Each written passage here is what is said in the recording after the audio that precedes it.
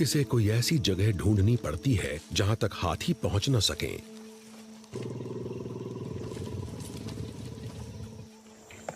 ये विशाल जीव मुझे बहुत अच्छे लगते हैं, पर यह बात भी सच है कि ये पार्क को बर्बाद करके इस पूरे इलाके की शक्ल ही बदल रहे हैं। ये लगातार आशियाना मुहैया कराने वाले इस जंगल को चट करते जा रहे हैं।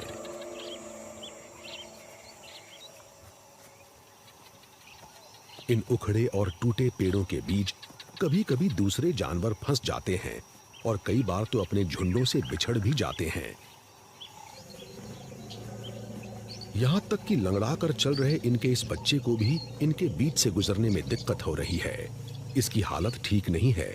ये जितना बड़ा होता जाएगा, इसकी चोट इसे उतना ही ज्यादा अपाहिज बनाती जाएगी।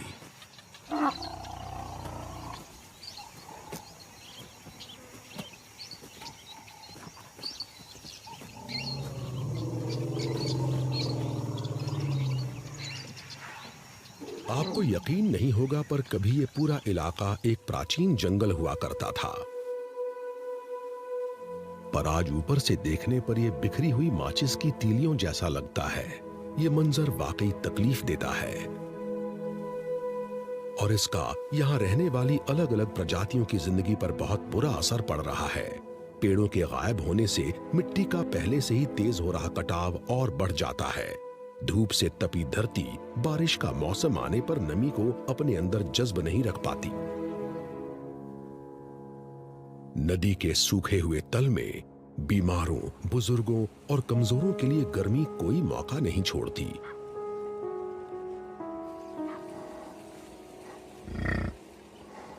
किसी भी दूसरे जीव के मुकाबले बफलो के लिए पानी ज्यादा जरूरी है। इन्हें तो रोज ही पानी पीना पड़ता है।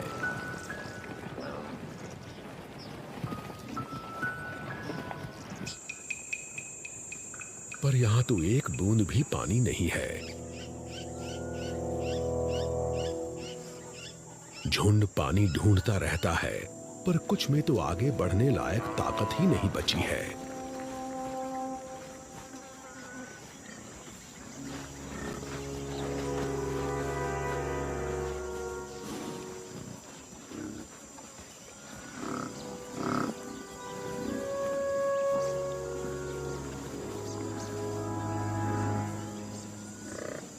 ये बूढ़ा बफलो ज्यादा नहीं जी पाएगा। अगर इसे पानी नहीं मिला तो इसका खेल खत्म हो जाएगा। पर झुंड के एक और सदस्य के दिमाग में कुछ और ही आइडिया है।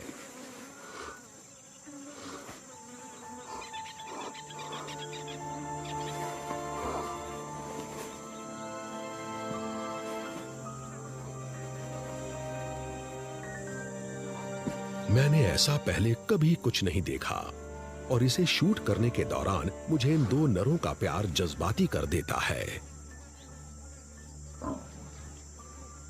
हालात जितने ज्यादा खराब होते जा रहे हैं, बफलो का आपसी जुड़ाव उतना ही बढ़ता जा रहा है।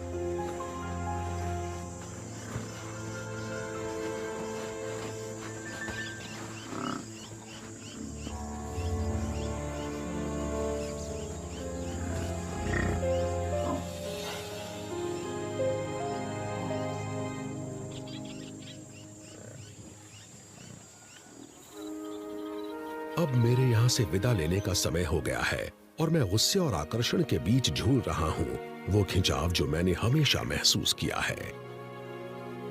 ये जन्नत इतनी तेजी से बदली है और इतने ज्यादा खतरे में लग रही है कि मैं ये सोचकर हैरान हूं कि अगली बार यहां आऊंगा तो ये मुझे कैसी मिलेगी। यहाँ शायद आपको इसके लिए इंसान जिम्मेदार न लगे, पर उसका असर यहाँ पहाड़ियों में हर कहीं दिख रहा है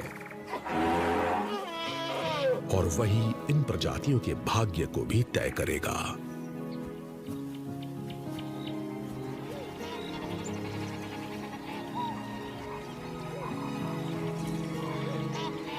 तो क्या अवैध शिकार के बावजूद हाथी इतनी ही तेजी से प्रजनन करते रहेंगे? क्या शेरनियां अब भी अपने परिवारों का पेट भरती रह पाएंगी? और क्या बफलो को जिंदा रहने लायक पानी नसीब हो पाएगा?